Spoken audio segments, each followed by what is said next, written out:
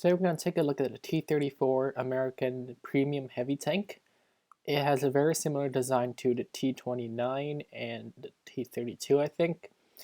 And the chassis is the same. The turret has the same characteristic. It's got a very good armor on the turret, like the front is almost impenetrable. We're going to talk about that later. Let's look at the gun's penetration values. The armor piercing rounds does average 400 damage, and it can pierce to almost anything up to tier 9 vehicles. The tier 10 vehicles you might from the side, definitely not the mouse. That one you probably want to use APCR. The APCR round can basically pierce through anything and does average 400 damage. High explosive rounds are basically useless. Like the tier 8 up vehicles have way much armor than that. Alright, now let's take a look at the maneuverability. It's almost a 66-ton vehicle, and with engine power of 810 horsepower. So if you do the math, that's about 12 horsepower every ton, which is not that bad for a heavy tank.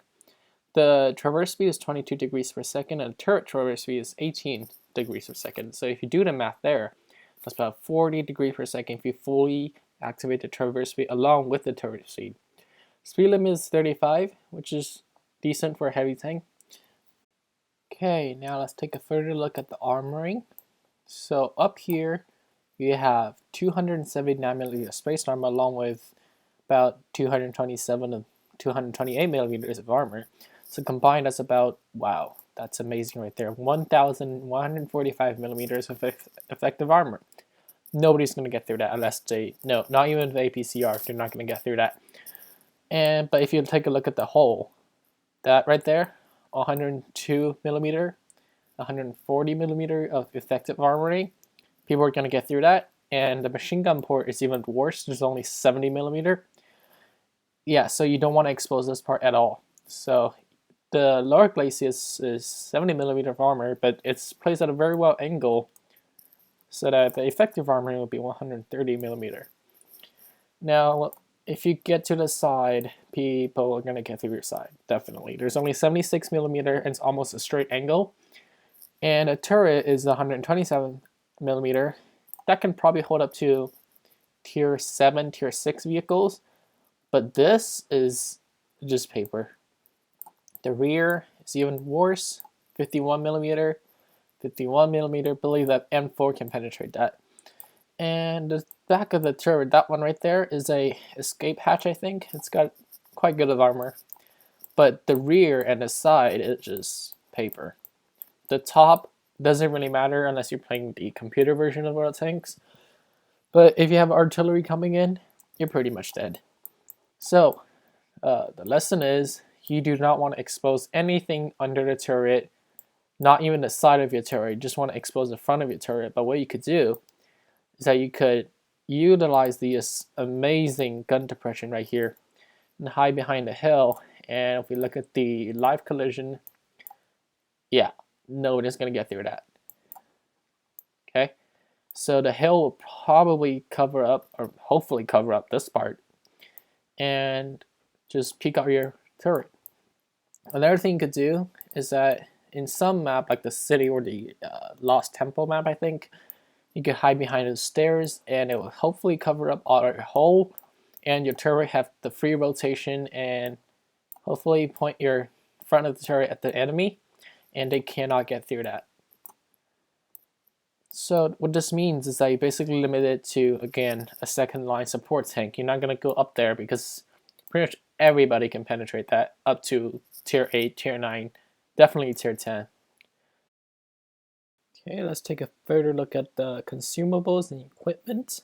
The equipment, I just use a large caliber tank gun rammer to increase the loading time, because the loading time is extremely long, along with the enhanced gun lane drive. But the reason why I need the gun lane drive, because this gun is actually very, very accurate. Let's take a look at this right here. The dispersion at 100 meters is only 0.35. That's very amazing. But the rate of fire is only 4 rounds every minute. This is why you need the ramming rod. So basically what this means is that if you're able to aim, you can basically land your shell wherever you want on the enemy tank. The consumable is pretty standard. I might considering changing this one into the multi-purpose restoration pack and then adding another repair kit because this tank seems really slow when the engine or the track is out. Alright, without further ado, let's get into gameplay.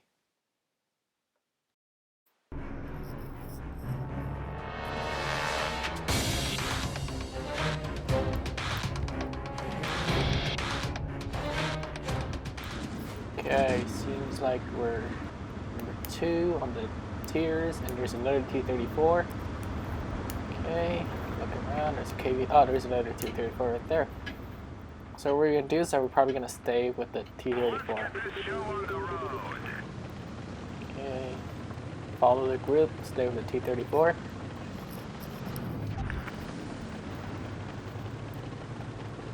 Now you see, this is the tripper speed going right now. Going about 30 kilometers per hour, which is pretty decent for a heavy tank. Seems like that the other T34 is going up the little damaged building right there to cover his lower part. And that's what we're gonna do. Oh, it seems like there's a T29 over there. The hide and then shoot. T29's behind the building. I'm not gonna get a shot at him, but the Tiger 2, it's a clear shot. Boom, 415 damage. And the good thing about this tank is that each time you hit, it's almost 400 damage every single time, so you earn a lot of credits. This is why this tank is almost called the credit printer. It's almost like a turreted tank destroyer. Seems like that KV-5 there needs some help, so that's what we're gonna do. Seems like he's running out of health and then he's gonna die. I'm gonna get into a good spot right here. Check out what's going on. There's a Ferdinand Crumble. The Crumble's easy task, don't need to worry about. Okay, let's fall back, use a hill. Crumble. Oh, T20. Oh. I didn't back up in time, and the T29 just hit me in the hole. Seems like. The T29 is also really smart. He knows that his turret is really well. As I shoot his turret, it does no damage at all.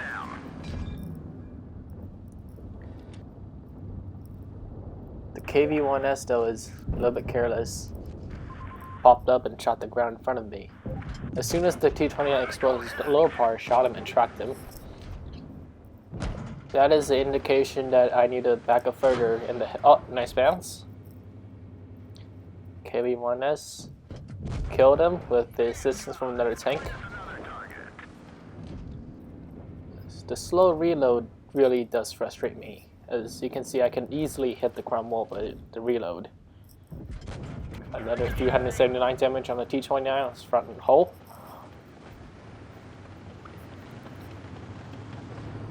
Wait for the T29 to pop up again.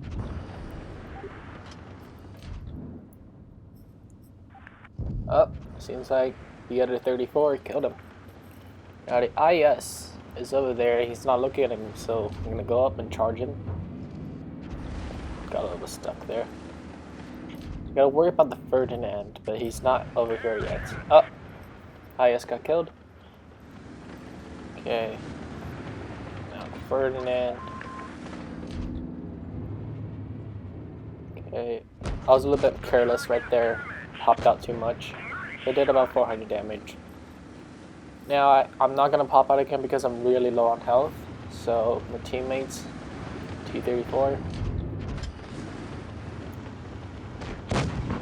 Nice, nice. Now let's wait for him to shoot again. And when he gets his reload, oh there we go. Let's go up and finish him off. Easy kill right there. And the only guy left is Cromwell. I'm pretty sure that 152 is gonna take him out. But just in case, we're gonna go help him out.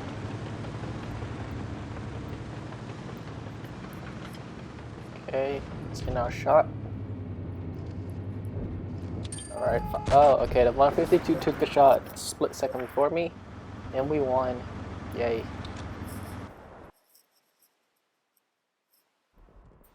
take a look at the result right here. So we got 1,700 XP on multiplier and about 55 grand coins. Did 2,000 damage, and this is why I learned a lot of credits. Okay, it seems like the other T34 did way more damage than I did. And yeah, as you can see, the T34 is very good at hitting people and earning credits.